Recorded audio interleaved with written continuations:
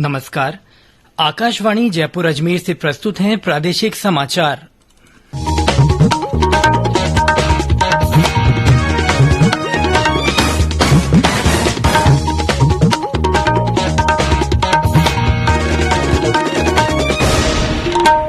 मुख्य समाचार। प्रधानमंत्री नरेंद्र मोदी और जर्मन चांसलर ओलाफ शोल्ज ने बर्लिन में द्विपक्षीय वार्ता में व्यापार और सांस्कृतिक संबंध बढ़ाने पर चर्चा की। प्रदेश भर में आज ईद उल फित्र का त्योहार मनाया जा रहा है। ईदगाह और मस्जिदों में विशेष नमाज अदा की जा रही है। राज्य भर में आज अक्षय तृतीया और भगवान परशुराम जयंती पर कई धार्मिक आयोजन। और प्रदेश में पश्चिमी विक्षोभ के असर से तेज गर्मी और लू से थोड़ी राहत। तापमान में 3 से 4 डिग्री सेल्सियस गिरावट आने की संभावना। समाचारों के साथ मैं सिद्धार्थ जैन और अब समाचार विस्तार से। प्रधानमंत्री नरेंद्र मोदी और जर्मन चांसलर ओलाफ शोल्ज ने कल जर्मनी की राजधानी बर्लिन में छठे भारत जर्मनी अंतर सरकारी परामर्श IGC की सह अध्यक्षता की। 2 वर्ष में एक बार होने वाला ये परामर्श एक अनूठा संवाद है जिसमें दोनों पक्षों के कई मंत्री भाग लेते हैं। जर्मन चांसलर शोल्ज के साथ प्रधानमंत्री श्री मोदी का ये पहला अंतर सरकारी परामर्श है। इससे पहले प्रधानमंत्री ने जर्मन चांसलर के साथ द्विपक्षीय बातचीत की। उन्होंने दोनों देशों के बीच द्विपक्षीय संबंधों की समीक्षा की। दोनों नेताओं ने व्यापार और सांस्कृतिक संबंध बढ़ाने पर चर्चा की। प्रधानमंत्री मोदी ने बातचीत के बाद संयुक्त बयान में कहा कि लोकतांत्रिक देश होने के नाते भारत और जर्मनी के एक समान मूल्य हैं। भारत और जर्मनी दोनों ही देश इस महत्वपूर्ण पार्टनरशिप को कितनी प्राथमिकता दे रहे हैं। लोकतांत्रिक देशों के तौर पर भारत और जर्मनी कई कॉमन मूल्यों को साझा करते हैं। इन साझा मूल्यों और साझा हितों के आधार पर पिछले कुछ वर्षों में हमारी द्विपक्षीय संबंधों में उल्लेखनीय प्रगति हुई है।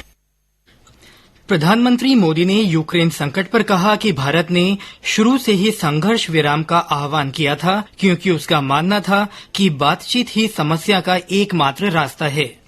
राज्य निर्वाचन आयोग ने प्रदेश में 5वीं और 8वीं बोर्ड की वार्षिक परीक्षाओं के कारण पंचायती राज संस्थाओं के उपचुनावों का संशोधित कार्यक्रम जारी किया है। इसके तहत जिला परिषद और पंचायत समिति सदस्यों के उपचुनाव के लिए मतदान 10 मई को सुबह 7 बजे से शाम 5 बजे तक होगा। जिला परिषद सदस्य के लिए मतगणना जिला मुख्यालय स्तर पर और पंचायत समिति सदस्य के लिए पंचायत समिति मुख्यालय पर 11 मई को सुबह 9 बजे से होगी। उप प्रधान का चुनाव 12 मई को होगा। इसी प्रकार सरपंच और पंच के लिए मतदान 7 मई को और मतगणना भी इसी दिन पंचायत मुख्यालय पर मतदान समाप्ति के बाद होगी। उप सरपंच का चुनाव 8 मई को होगा। राज्य निर्वाचन आयोग ने राज्य के नगरीय निकायों में 31 जनवरी तक विभिन्न कारणों से रिक्त हुए 10 जिलों की 4 नगर परिषदों और 10 नगर पालिकाओं के 17 सदस्यों के रिक्त पदों पर भी उपचुनाव के लिए कार्यक्रम जारी किया है। लोक सूचना 13 मई को जारी की जाएगी। नामांकन पत्र प्रस्तुत करने की अंतिम तारीख 17 मई, नामांकन पत्रों की संवीक्षा तिथि 18 मई को की जाएगी। उम्मीदवार 20 मई तक अपने नाम वापस ले सकते हैं। मतदान 29 को और मतगणना 30 मई को होगी। प्रदेश भर में आज ईद उल फित्र का त्योहार मनाया जा रहा है। ईदगाह और मस्जिदों में विशेष नमाज अदा की जा रही है। जयपुर में दिल्ली रोड स्थित ईदगाह पर नमाज अदा की जाएगी। इसे देखते हुए प्रशासन ने सुरक्षा और यातायात के विशेष प्रबंध किए हैं। करौली, सवाई माधोपुर, झालावाड़ सहित विभिन्न जिलों में मुस्लिम समुदाय के लोगों में ईद का खासा उत्साह देखा जा रहा है। घरों में सिवैयां और मिठाइयां बनाई गई हैं तथा मस्जिदों और घरों को रोशनी से सजाया गया है। बीकानेर से हमारे संवाददाता ने बताया कि जिले में बड़े ईदगाह, मस्जिदों सहित गंगा शहर रोड पर स्थित तीनों ईदगाहों पर मुस्लिम समुदाय के लोगों ने ईद की नमाज अदा की और एक दूसरे को बधाई दी। ये समाचार आकाशवाणी जयपुर अजमेर से प्रसारित किए जा रहे हैं। इन समाचारों को आप हमारी वेबसाइट news.air.gov.in पर राजस्थानी में भी पढ़ सकते हैं। समाचारों के ऑडियो बुलेटिन भी वेबसाइट पर उपलब्ध हैं। वेबसाइट पर सोशल मीडिया अकाउंट के माध्यम से ताज़ा जानकारी प्राप्त कर सकते हैं। समाचार अभी और भी हैं, उससे पहले ये संदेश। कंपटीशन की अगर आप कर रहे हैं तैयारी तो उनके लिए ऑल इंडिया रेडियो पर हम लाए हैं अभ्यास, एक ऐसा कार्यक्रम जिसमें आप पूछेंगे सवाल व्हाट्सएप नंबर 92890 9404 पर या फिर ईमेल करेंगे abhyas.airnews@gmail.com पर और हमारे विशेषज्ञ देंगे इसका जवाब। आपका अभ्यास हमारा प्रयास। समाचारों में आपका फिर से स्वागत है। राज्य भर में आज अक्षय तृतीया भी मनाई जा रही है। इस मौके पर कई धार्मिक आयोजन किए जा रहे हैं। अक्षय तृतीया का अबूझ सावा होने के कारण प्रदेश भर में आज बड़ी संख्या में शादियां हो रही हैं। हालांकि इस मौके पर संभावित बाल विवाहों को रोकने के लिए प्रशासन ने विशेष इंतजाम किए हैं। बीकानेर में अक्षय तृतीया पर सुबह से ही पतंगबाजी की जा रही है। सुबह से ही लोग छतों पर पतंगबाजी का आनंद ले रहे हैं। सवाई माधोपुर के बजरिया स्थित शिव मंदिर में वेंकटेश, राधे बिहारी और अन्य देवी देवताओं का अभिषेक के साथ विशेष श्रृंगार किया गया है। करौली जिले में अक्षय तृतीया के मौके पर 50 करोड़ से अधिक का कारोबार हुआ। वहीं जिले में बड़ी संख्या में शादियों को देखते हुए रोडवेज ने बारातों के लिए बसों का इंतजाम किया है। झालावाड़ में भी अक्षय तृतीया पर विभिन्न आयोजन किए जा रहे हैं। प्रदेश भर में आज भगवान परशुराम जयंती मनाई जाएगी। इस अवसर पर मंदिरों में हवन और पूजन के विशेष कार्यक्रम किए जा रहे हैं। बीकानेर में परशुराम जयंती की पूर्व संध्या पर ब्राह्मण समाज की ओर से भगवान परशुराम की पूजा अर्चना के साथ दीपदान किया गया। झालावाड़ में इस मौके पर भगवान परशुराम का अभिषेक कर शोभा यात्रा का आयोजन किया जा रहा है। इसके अलावा रक्तदान शिविर और फल वितरण के कार्यक्रम भी हो रहे हैं। सवाई माधोपुर सहित अन्य जिलों में भी शोभा यात्रा सहित विभिन्न धार्मिक आयोजन हो रहे हैं। इस मौके पर करौली जिला मुख्यालय पर 600 से अधिक पुलिसकर्मियों की तैनाती की गई है। क्षेत्र में धारा 144 लगाई गई है।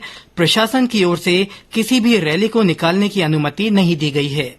राज्यपाल कलराज मिश्र और मुख्यमंत्री अशोक गहलोत ने प्रदेशवासियों को अक्षय तृतीया, परशुराम जयंती और ईद उल फित्र की शुभकामनाएं दी हैं। मुख्यमंत्री ने अपने संदेश में कहा कि अक्षय तृतीया का अवसर सुख समृद्धि को बढ़ाने वाला माना जाता है। श्री गहलोत ने प्रदेशवासियों से अपील की है कि वे बाल विवाह के पूर्ण उन्मूलन के लिए आगे आएं और भाईचारे की परंपरा को आगे बढ़ाते हुए सामाजिक सद्भाव को और मजबूत बनाएं। प्रदेश में जल्द ही ग्रामीण बस सेवा शुरू की जाएगी। मुख्यमंत्री अशोक गहलोत ने कल जयपुर में परिवहन और सड़क सुरक्षा विभाग की समीक्षा बैठक में ये निर्देश दिए। उन्होंने कहा कि ग्रामीण बस सेवा से ग्रामीण क्षेत्रों में लोगों को आवागमन में बड़ी राहत मिली थी। उन्होंने कहा कि विभाग द्वारा रोड सेफ्टी एक्ट का ड्राफ्ट तैयार कर लिया गया है। इसे और बेहतर बनाने के लिए पब्लिक डोमेन पर अपलोड कर आमजन से सुझाव आमंत्रित किए जाएं। उन्होंने बजट घोषणाओं, नीतिगत दस्तावेज की घोषणाओं को शीघ्र पूरा कराने के निर्देश दिए। मुख्यमंत्री अशोक गहलोत को विभिन्न अवसरों पर मिले स्मृति चिन्हों और उपहारों की नीलामी आज की जाएगी। इससे प्राप्त राशि मुख्यमंत्री सहायता कोष में जमा होगी। मुख्यमंत्री अशोक गहलोत ने एक ट्वीट कर बताया कि मुख्यमंत्री सहायता कोष में जमा होने वाली राशि पर एटीजी के तहत आयकर में 100% छूट मिलती है। और अब मौसम। प्रदेश के अधिकांश जिलों में तेज गर्मी और लू का असर बना हुआ है। हालांकि पश्चिमी विक्षोभ के असर से हाल ही में हुई हल्की बारिश से लोगों को गर्मी से थोड़ी राहत मिली है। मौसम विभाग के अनुसार तापमान में 3 से 4 डिग्री की गिरावट आने की संभावना है। जयपुर केंद्र के निदेशक राधेश्याम शर्मा ने बताया कि नए पश्चिमी विक्षोभ का प्रभाव आगामी 2 दिन तक रहेगा। प्रदेश में कल कोरोना संक्रमण के 89 नए मामले सामने आए। इसके साथ ही सक्रिय मामलों की संख्या बढ़कर 431 हो गई है। स्वास्थ्य विभाग के अनुसार कल सर्वाधिक 61 संक्रमित जयपुर जिले में मिले। इसके अलावा धौलपुर में 13, अलवर में 7, बीकानेर और दौसा में 3-3 तथा उदयपुर और राजसमंद में 1-1 व्यक्ति में संक्रमण की पुष्टि हुई। वहीं 38 मरीज कोरोना से स्वस्थ हुए। और अंत में मुख्य समाचार एक बार फिर। प्रधानमंत्री नरेंद्र मोदी और जर्मन चांसलर ओलाफ शोल्ज ने बर्लिन में द्विपक्षीय वार्ता में व्यापार और सांस्कृतिक संबंध बढ़ाने पर चर्चा की। प्रदेश भर में आज ईद उल फित्र का त्योहार मनाया जा रहा है। ईदगाह और मस्जिदों में विशेष नमाज अदा की जा रही है। राज्य भर में आज अक्षय तृतीया और भगवान परशुराम जयंती पर कई धार्मिक आयोजन किए जा रहे हैं और प्रदेश में पश्चिमी विक्षोभ के असर से तेज गर्मी और लू से थोड़ी राहत मिली है। तापमान में 3 से 4 डिग्री सेल्सियस गिरावट आने की संभावना है। इसी के साथ प्रादेशिक समाचार बुलेटिन समाप्त हुआ। नमस्कार।